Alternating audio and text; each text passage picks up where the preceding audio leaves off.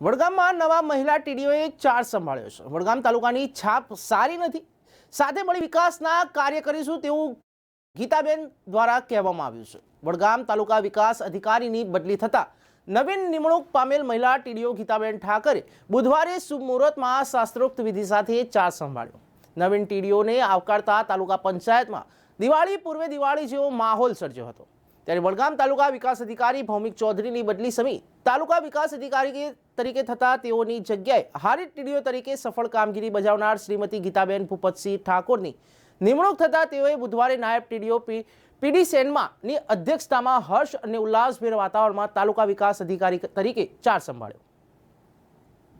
વડગામ તાલુકા નવનિયુક્ત તાલુકા વિકાસ અધિકારી શ્રી ગીતાબેન ઠાકોર સાહેબના સત્કાર સમારંભમાં